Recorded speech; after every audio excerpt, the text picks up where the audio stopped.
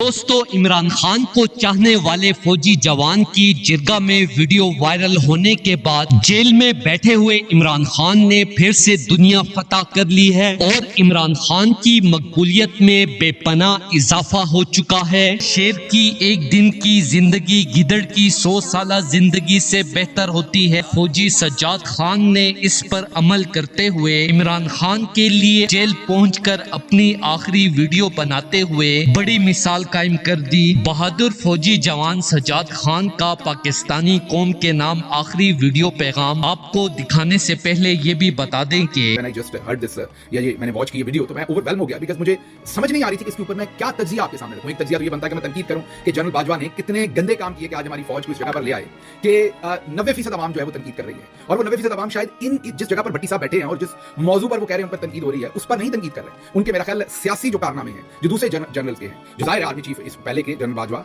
और अभी के जनरल फैज हमीद, अभी वाले डीजीआईएसआई जनरल फैसल नसीर, इन तमाम दोस्तों ने जो सब कुछ किया है उसके ऊपर जो सियासी किरदार के ऊपर आवाम तनकीद कर रही है। फिर जब तनकीद शुरू होती है तो वो एक मॉब साइकी बन जाती है और आप समझ नहीं आ रही कि किस चीज पर तनकीद करनी है और किस पर रुकना है। माहौल खराब हो गया। तो जनरल साहब की अगर बातें सुने और बातें भी वो बड़े जनरल सरफराज साहब जो शहीद हो गए थे उनकी तरह बड़ी नफासत के साथ, बड़ी ही मैं ये कहूंगा अप्रिशिएट करूंगा कि बड़ी शराफत के साथ वो ये बातें कर रहे हैं। कम जनरल साहबान जो है वो ऐसी सुलझी हुई इस तरीके से अपनी आवाम के साथ अपनी आवाम की फौज बन के बात करते हैं। तो इसलिए एक तो हम जनरल भट्टी को सराहते हैं, उनकी जो दूरअंदेशी है उसको सराहते हैं कि वो। अब मैं आपसे पूछता हूँ कि आप क्या चाहते हैं। मैं आपसे पूछता हूँ आप क्या चाहते हैं कि हम भी इंडियन आर्मी की तरह खुदकुशी करना शुरू कर दें, आर्मी की बदनामी हो, पाकिस्तान आर्मी की बदनामी हो।